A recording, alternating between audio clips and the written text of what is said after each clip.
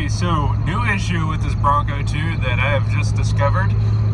So I'm just putting along normally, like I would be driving around. I'm in fourth gear right now. Just imagine I got a stop coming up. I want to let off the gas and push in the clutch. Okay, it didn't do it. Hold on. Okay, I got it to do it again. Again, I'm in fourth gear right now. Not touching the throttle. It's kind of just driving by itself, to be honest. So pretend I got to stop up there. So I push in the clutch, and it revs up to 2.5 to 3 grand. And I kick the throttle, and it drops back down. So it's acting like the throttle's getting hung up or something. I don't know, but we gotta look into that. I'm also starting to think that it's like speed related, because right now I'm going like 55 and up, fifth gear, so it's not gear related. Push the clutch in, see it's revving to 2.5 to 3 grand. Not sure what that is. So real quick, I did a little diagnosis yesterday actually. I looped up the throttle springs. Like there's a couple springs that help return the throttle. I looped those up, and I actually added a zip tie to the main one to give it a little bit more tension. That didn't seem to do a whole lot. So there's 3 things that kind of control throttle on this car. One is your foot, obviously, so your throttle cables and stuff. I haven't really looked at those. That's possible. Cruise control is another one, and then your throttle position sensor is one. I don't know if that actually controls throttle or just reads it. I need to do a little bit of reading on that. But I'm thinking it may control throttle a little bit, because it feels like it might. I don't know. So the little diagnosis I did yesterday is I disconnected the cruise control. That didn't seem to make a difference. What I did do, however, was disconnect the throttle position sensor, and it didn't do it at all. But you got to be careful doing that, because when you disconnect the sensor, this is a 4.2.9 V6. When you disconnect the sensor on a 4.2.9 V6, any of them, it makes the engine run in a safe mode. It makes the engine run in a set amount of numbers. So it pretty much bypasses all sensors. So either the throttle position sensor is hanging up or something, because it does twist with the throttle inside, and disconnecting that did something, or disconnecting that throttle position sensor disconnected all sensors, and it was another sensor that was the issue. So I'm going to get back to the house, and we're going to start to do some troubleshooting. Okay, so it's been a few days since I last recorded all that. I've had a little bit of time to diagnose it. So each of these vehicles have their own characteristics and stuff, and I know that the cruise control works on this truck, but it gets hung up and stuff. Like you push the off button and it tries to kick it off, but then it doesn't, and you gotta work it a little bit. This didn't end up being the issue, but what I did is I just disconnected the vacuum hose and put a plug on it, going to the cruise control, just thinking maybe it was doing something funky. It wasn't. So I ruled that out. So I narrowed it down that it wasn't your cruise control. It wasn't this. I know that because I got the truck to do like the weird high idle thing. I turned it off, and I looked in here. I took my whole air snorkel thing off, and I made sure the is that what it's called? The flappy thing in there. I made sure that was all the way closed. It was.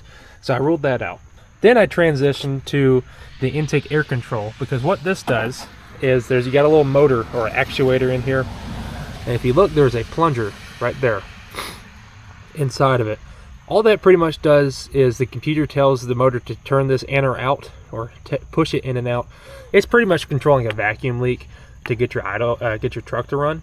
So when it's cold in the morning and you want high idle, this little motor pushes this plunger out farther, creating a bigger vacuum leak, and thus your engine idles higher. And when the engine says that, hey, I'm warm now, I don't need this, it closes it and makes your truck idle lower. So this right here is what controls your idle. Big misconception on these trucks is that this, I will admit, this eerily looks like a throttle control screw, or like a idle control screw. And on a carburetor, that is exactly what that would be. It's controlling how much that opens right there. That is not what that is at all. This is actually for your throttle position sensor. That has nothing to do with idle. This is everything that is idle. So with that being said, I went ahead and ordered a new one of these off the Amazon for like $22 whole.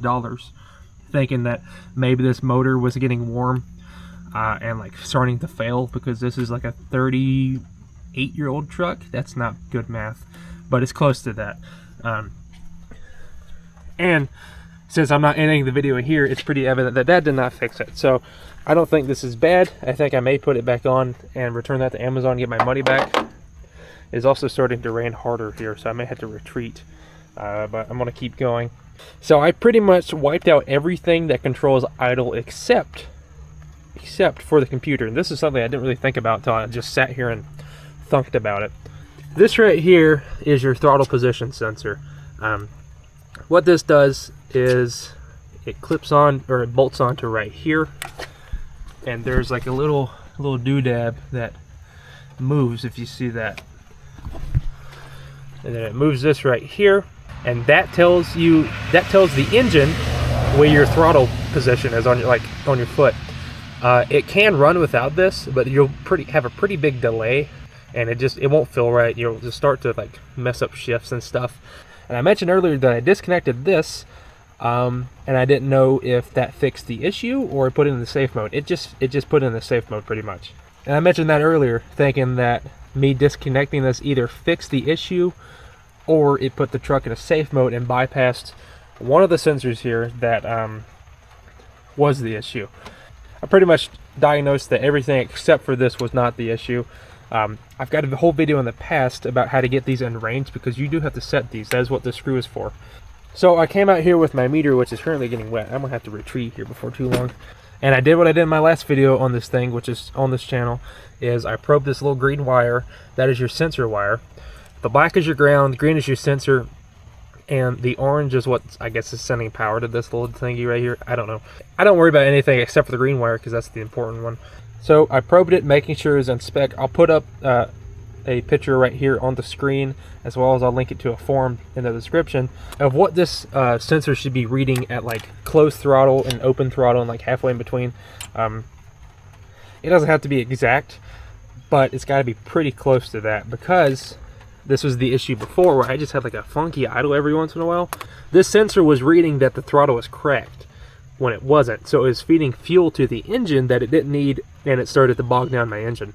To get it in spec, if I remember right, if you see, this is backed all the way out. That I couldn't get it in spec with the screw, and this is the original one.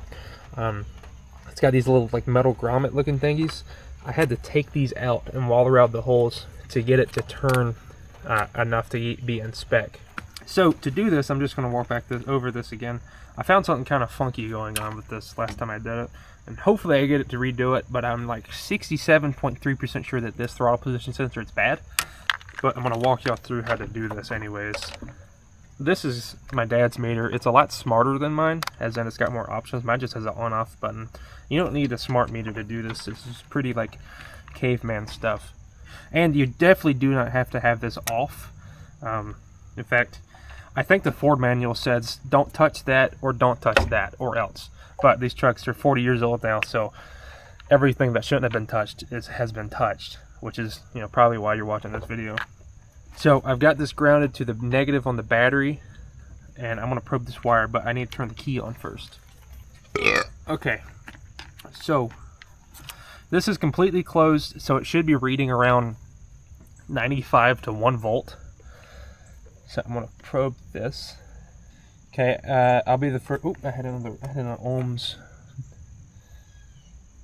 Okay, so that seems a little bit low. Okay, let's do this actually, because it'll probably read a little bit low unless it's connected to this. So let's put that back on there. So that's a little high, but I just got it hanging on there. That's 1.2 volts. And if I move this to like right there, a little bit low, but that's probably about where it ought to be. We'll put a screw back in this to just hold it for me. Okay, there's 1.1. You see, if I would move the throttle up, moves that sensor, and around 5 volts should be full throttle, so that's right. Okay, so what I had noticed before, which is it's not doing now, which makes sense because this is an intermittent issue, is I would like cycle this a couple times and then I'd go back to 0 or no throttle, which should go back to 1.1. And the volts were still reading like 3 something. And I would have to cycle the throttle to get it to drop back down. So what I was thinking is, I was hoping that I could get it to do this in this video, but I can't. And I'm sure y'all are looking at like my sweaty head right now, so that's my apologies. But okay, so again, it's not going to do it. But what I determined last time is I should have got it on the video. Now I'm thinking about it. I would cycle this a couple of times. The voltage would stay, or the signal that it was sending to the computer was staying right around 3 volts. My theory is that this was signaling a bad signal to the computer, that it was that I had the throttle at like 3 volts, which might be like, I don't know, a quarter throttle. It's something to get it to idle high up to that 2500 RPM mark that it was doing. This was sending that funky signal to the computer, and either it was giving it more gas because I was giving it, it thought I was giving it more throttle, or it was telling this to open up, which I don't think that would be the case, because to me this would be bypassed with when I give it throttle, because it doesn't need that. But I don't know.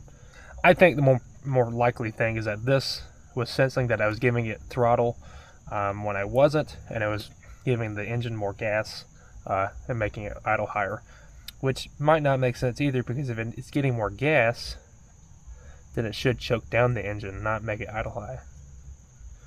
I don't know. I think this is literally the only issue I found when diagnosing this.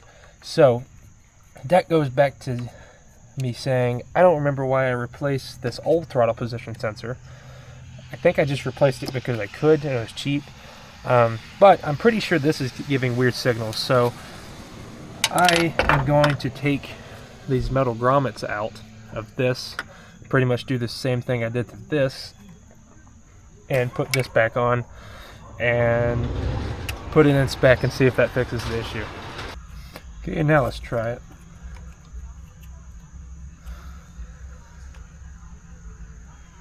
Ooh, 0.8, that is, oh, okay. It has risen. Why is it rising? I saw 0.8 at first, now I'm 1.1. If I have like another weird idle issue thing, like last time it was like super choppy sometimes, I'll go back and try to move that a little bit more. Right now it's bounced between 1.1 and 1.2. 4.7. 4.8. Should be around 5. So that is probably about right, to be honest. There's 1.2. It doesn't seem to be wanting to get hung up like the other one. I actually feel somewhat decent about it because, like I said, with the older position sensor, I actually found something wrong with it. So I'm going to throw this thing back together, take it around the block, and see if that fixed it. If it didn't, I won't be surprised. I'll just have no idea what to look for anymore. So let's go see if that fixed it.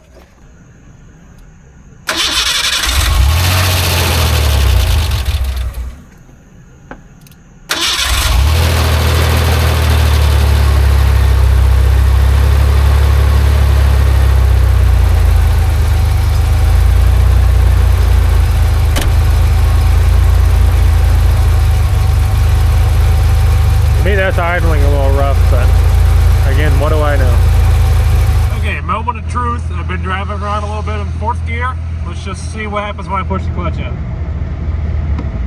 Oh! I'm just kidding. I already knew it. I already knew it was fixed. I did that for dramatic effect. I've been driving around for a while. It's fixed. It's fantastic. I said it was idling rough earlier. I don't know if it's actually idling rough, or I just don't know. I haven't driven this thing in a while. I don't know. But that seemed to have taken care of the issue, changing out that throttle position sensor. So that might be something that's wrong with yours. I'm assuming you're watching this video because you're having a similar issue. I would gander and say that 99.3% of idle issues, maybe even throttle issues on these trucks, is that TPS sensor being out of whack. That's something I learned a couple years ago. Not years ago. That's goodness. I'm not even that old. That's something I learned a little bit ago when researching this truck the first time, when it didn't really want to idle, is that it's usually that. So, don't really know how to explain why that was the issue. I do know that it was a shift. Either it was dumping too much fuel in the engine, or it was just telling the truck that I was giving it throttle when I wasn't, which is what it was doing. I don't know. Either way, it fixed it. Every time I try to understand the inner workings of a 1988 Bronco 2, I just always get defeated. Either way, it's fixed now. So unless something springs up between here and my house, which I don't think it will, that's going to be this video. Hopefully it helped you. Consider subscribing. That would be pretty cool if you want to do that. And yeah, thanks for watching.